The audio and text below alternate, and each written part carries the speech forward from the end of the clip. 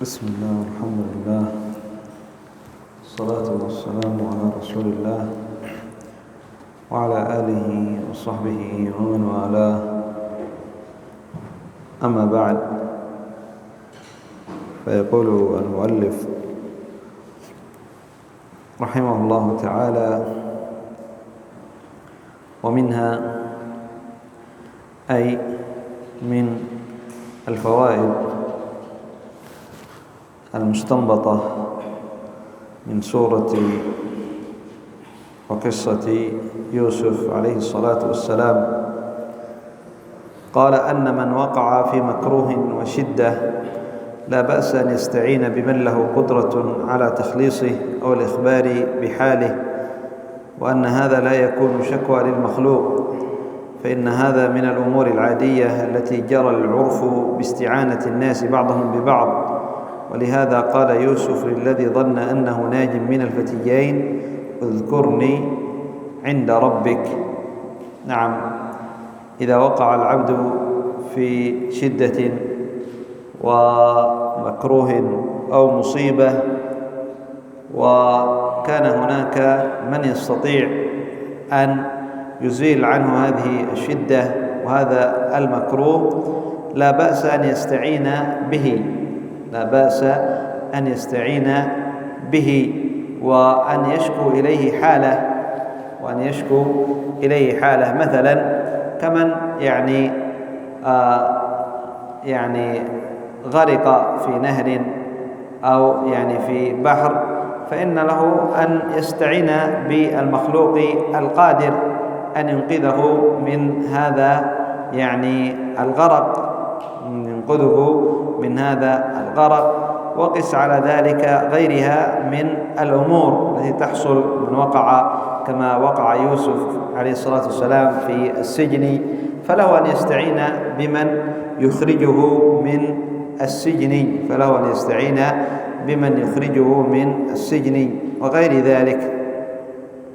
قال: ومنها أنه ينبغي ويتأكد على المعلم استعمال الإخلاص التام في تعليمه، وأن لا يجعل تعليمه وسيلة لمعاوضة أحد في مال أو جاه أو نفع، وأن لا يمتنع من التعليم أو لا ينصح فيه إذا لم يفعل السائل ما كلفه به المعلم،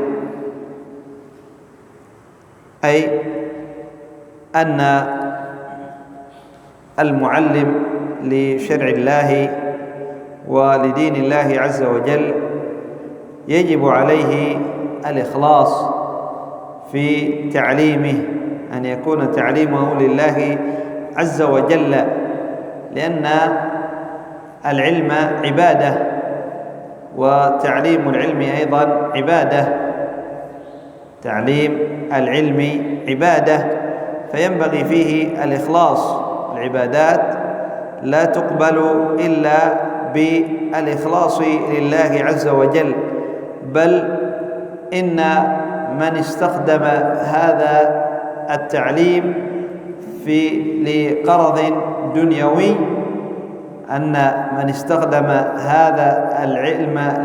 دنيوي، فإنه يبعد عن الجنة، كما جاء في الحديث بما معنى الحديث أن من طلب العلم لغير الله بعد الله لم يجد رائحة الجنة. قال: وكذلك أن أول من تسعر بهم النار ثلاثة، ومنهم ذلك العالم الذي تعلم العلم وعلمه لأجل قرض دنيوي، لأجل الرياء والسمعة، فهم من أول من تسعر بهم النار والعياذ بالله. فنسأل الله عز وجل الإخلاص وأن يعيننا عليه في تعلمنا وتعليمنا وفي أمر الدعوة إلى الله، والعبد يسأل الله عز وجل دائما في صلاته وفي دعائه أن يعينه على الإخلاص، وأن يرزقه الإخلاص في القول والعمل، وألا يغتر بنفسه، وألا يغتر بنفسه. فهذا يعني سفيان أحد السفيانين يقول: ما عالجت نفسي على شيء أشد من معالجتها على الإخلاص، لا الإخلاص على إصلاح النية. فالعبد من أعظم ما يعينه على إصلاح النية أي الإخلاص أن يدعو الله عز وجل في سجوده وفي أوقات الإجابة، وكلما دعا الله عز وجل لابد أن يجعل في دعائه أن يعينه على الإخلاص، أن يعينه على الإخلاص، وأن يجعل كل أعماله وأقواله خالصة لله عز وجل، أي أن يطلب من الله عز وجل أن يجعل كل أعماله وأقواله خالصة لله عز وجل. قال: وألا يمتنع من التعليم أو لا ينصح فيه إذا لم يفعل السائل. نعم، ما على المعلم إلا البلاغ، فهذا النبي صلى الله عليه وسلم يقول له الله عز وجل: إن عليك إلا البلاغ، أنت بلغ، لست بمكلف بهداية الناس ودخولهم وعملهم بما بلغت، أنت عليك البلاغ. مسألة يعني العمل بما بلغت به هذا ليس عليك من شأنهم شيء، إن عليك إلا البلاغ وما من حسابك عليهم من شيء، أنت بلغ. عمل فهذا حسن وهذا خير إلى خير، وإن لم يعمل ليس معنى أنه إذا لم يعمل بما علمت خلاص تكف عن تعليم الناس، لا، بل ينبغي أن يستمر في تعليم الناس، يستمر في تعليم الناس. النبي صلى الله عليه وسلم يقول: فوالله لأن يهدي الله بك رجلا واحد خير لك من حمر النعم. رجل واحد خير لك من حمر النعم. وهؤلاء الأنبياء الذين هم يعني لنا فيهم الأسوة وهم القدوة الحسنة، يأتي النبي يوم القيامة ومعه الرجل والرجلان، ويأتي النبي وليس معه أحد. هل هذا نقص في حقهم؟ لا، هم بلغوا، لكن الهداية هداية يعني التوفيق والسداد هي بيد الله عز وجل، هي بيد الله عز وجل. المعلم والمدرس عليه هداية البيان والإرشاد فقط، كما كان النبي صلى الله عليه وسلم. أما هداية التوفيق والسداد فهي من الله عز وجل، فلا يجعل ذلك مانعا له عن تعليم الناس، أنه يدعو الناس فيراهم لا يستجيبون ولا يعملون بما علمهم، فيجعل ذلك سبب لئلا يعلم الناس، يقول ما أحد يستفيد، ما الفائدة؟ لا، إن عليك إلا البلاغ، بلغ. قال: فإن يوسف عليه السلام قد قال ووصى أحد الفتيين أن يذكره عند ربه، قال الذي ظن أنه ناج منهما: اذكرني عند ربك. قال: فلم يذكره ونسي ذلك الذي أمره يوسف أن يذكره عند ربه أي سيده. قال: فلما بدت حاجتهم إلى سؤال يوسف عندما رأى الملك تلك الرؤيا أرسلوا ذلك الفتى الذي خرج وأمره يوسف أن يذكره عند ربه ولم يذكره. قال: وجاءه سائلا مستفتيا عن تلك الرؤيا فلم يعنفه يوسف ولا وبخه لترك ذكره، بل أجاب عن سؤاله جوابا تاما من كل وجه. وهذا الذي يجب على المعلم وينبغي على المعلم، أنه إذا لم يعمل جاءك سائل يسألك عن أمر فأرشدته، أو يعني أرشدته قبل أن يسألك بأن هذا الفعل لا يجوز وأن هذا الفعل واجب، فلم يعمل بما يعني علمته وبما أخبرته فجاءك مرة ثانية يسأله، لا يكن عدم عمله مانعا أن تجيب عن هذا السؤال، لا، بل أجبه، يسألك أجبه كما فعل يوسف عليه الصلاة والسلام، ولكن تنصحه. قال: ومنها أنه ينبغي للمسؤول أن يدل السائل على أمر ينفعه مما يتعلق بسؤاله ويرشده إلى الطريق التي ينتفع بها في دينه ودنياه، فإن هذا من كمال نصحه وفطنته وحسن إرشاده. فإن يوسف عليه السلام لم يقتصر على تعبير رؤيا الملك، بل دلهم مع ذلك على ما يصنعون في تلك السنين المخصبات من كثرة الزرع وكثرة جبايته. نعم، إذا جاء سائل يسأل فتنظر إلى حاله، ما الذي يحتاج هذا السائل؟ ربما السائل مثلا كما هو معروف الآن يأتي يسأل عن شيء يفعله الناس، هل هذا مشروع أو غير مشروع؟ وأنت تنظر إلى السائل وهو يعمل أعمال ليست بمشروعة، كمن يزعم حب النبي صلى الله عليه وسلم ويأتي بأذكار وأوراد لم يأتي بها النبي صلى الله عليه وسلم، فتبين له أن المسلم ينبغي له أن يتبع النبي صلى الله عليه وسلم، وحب النبي صلى الله عليه وسلم يكون باتباعه ولا يكون بمجرد دعوة أو بإتيان بدع ومحدثات لم يأتي بها النبي صلى الله عليه وسلم ولم يفعلها الصحابة ولم يفعلها، تبين له ثم تجيبه عن سؤاله. هذا من فطنة وحسن تعليم المعلم، أنه ينظر إلى حال السائل ويعطيه أولا ما هو أهم له وما ينتفع به، ثم بعد ذلك يجيبه عن سؤاله. قال: ومنها، وهذه الفائدة قد تقدم بمثلها معنا في حق الفتيين في السجن. قال: ومنها أنه لا يلام الإنسان على السعي في دفع التهمة عن نفسه وطلب البراءة لها، بل يحمد على ذلك، كما امتنع يوسف عن الخروج من السجن حتى تتبين لهم براءته بحال النسوة اللاتي قطعن أيديهن. نعم، إذا اتهم المرء وهو بريء فلا يلام على المطالبة بدفع التهمة عنه وأن يبرئ نفسه فيسعى لتبرئة نفسه ودفع التهمة عنه، فهذا لا يلام عليه.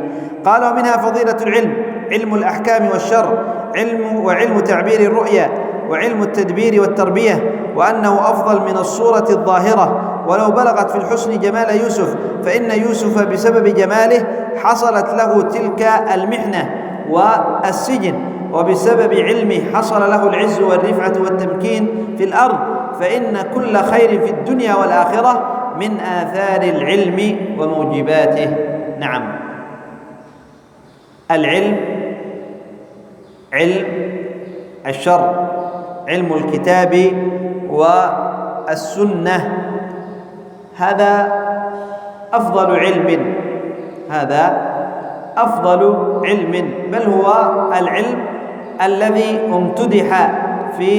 مدحه الله عز وجل في القرآن، ومدحه رسوله صلى الله عليه وسلم في سنته، وهو الذي رتبت عليه الفضائل.